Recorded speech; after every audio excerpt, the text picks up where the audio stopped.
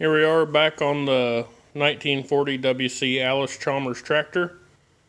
As you can see here on my bench, I have the head off. As you can also see by the picture there, two valves are lower than the other two. That would be because they're stuck. Flip the head up on its side here.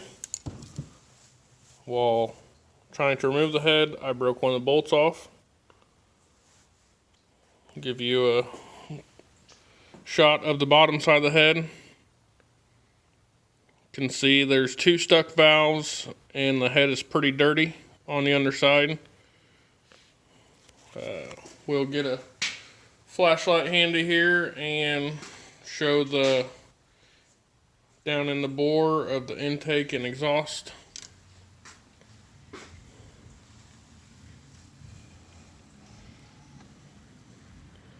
See, it's pretty crummy.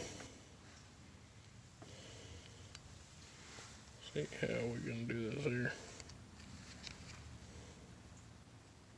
That one's not as bad, but it's pretty crummy also. Pretty dirty.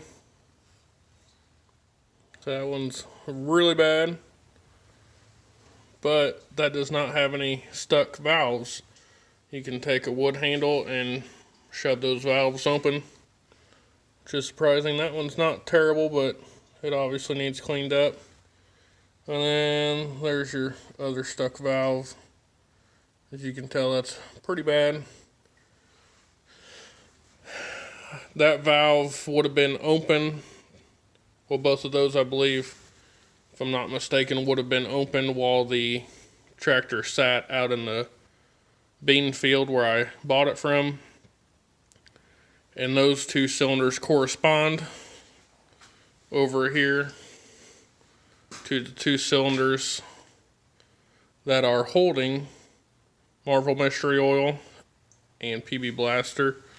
Use my other phone here with a flashlight and you can see it's just full of filth. See the carbon line on that cylinder there? Just full of filth, just terrible. There's the back cylinder. So I have got the head off. All the bolts came loose really good. Not using any air or electric tools at this time. I'm doing everything by hand. Matco sockets with Harbor Freight ratchet, Icon ratchet, Matco sockets I got for a steal off of the Matco truck a while back. Up here I just have some pry bars that I've gotten at different sales.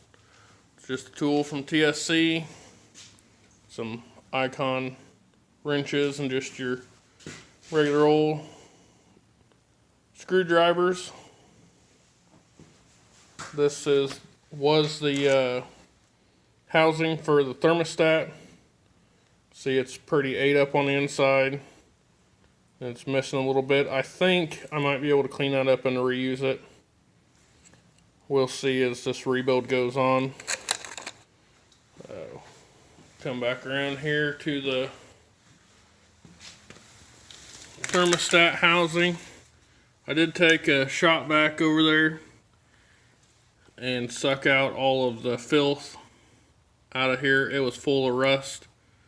And also last night, while I was working on getting the head prepped to be pulled off today after work, the upper radiator hose was full of ants.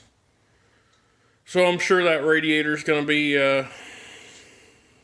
nice to clean up and play with. Hopefully we're able to boil it out.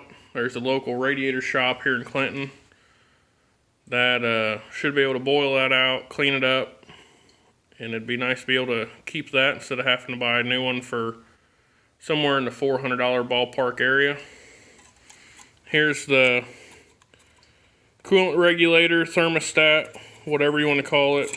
Most common people call it a thermostat. If you're a cat, it's called a regulator.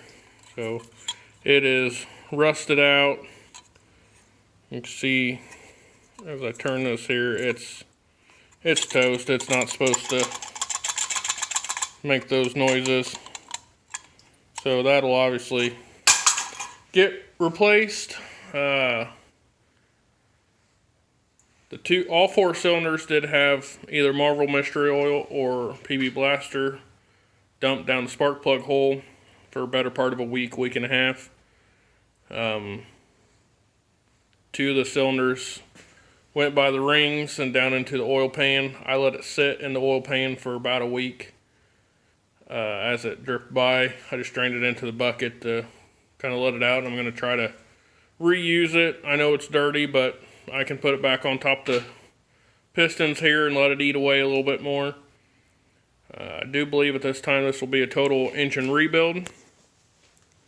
So more for that. Going to get the carburetor off tonight and kind of look it over and get a carb kit for it. Hopefully we're 3 or 4 days here away from Black Friday. Hopefully I can get up to Harbor Freight and get one of those cool little ultrasonic cleaners, and that'll be for the carburetor. That'll be fun messing with it. In the meantime, keep soaking the cylinders down. Not sure if I'm going to do this in frame or out of frame. I don't have an engine stand. I know that I can buy one for anywhere from $50 to $75 offline. I can even get a brand new one for about the same cost. But I don't have an engine stand, and I don't have a cherry picker or engine puller, whatever a guy wants to call it. So I might leave it in the frame, get it working in the frame, and then move on back to the rest of the tractor with it in frame. And then when I go to paint it, I'll take it all out of the frame. I don't know yet. So I probably do want to sandblast that block and paint it before I actually rebuild it. I want to get that sandblast in there, so we'll see. This is week number 2 of owning this tractor, and I'd like to get it going by Christmas of 2020. That gives me right at a month to get it going. I don't plan to have it looking pretty. I just want it to drive.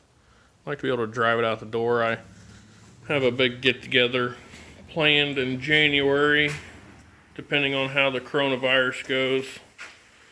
So I'd like to have this garage opened up to use for the get-together in January. I'll give you a shot here of my WC Allis. My father-in-law gave me this as a Christmas and birthday present. It came with a belly mower over there. I have it off. This ran when he bought it, and then it quit running for him. I got it running. We used it to pull the WC in. So there's new to me air compressor, so I can have a little air and work on these tractors. This is 2 out of 5 that I own. I have a 1949, 1950, and a 1952 WD, 1940 WC. There you have pictured. And this is a B. I don't know the year of it, but there's the money shot. God bless and have a wonderful day.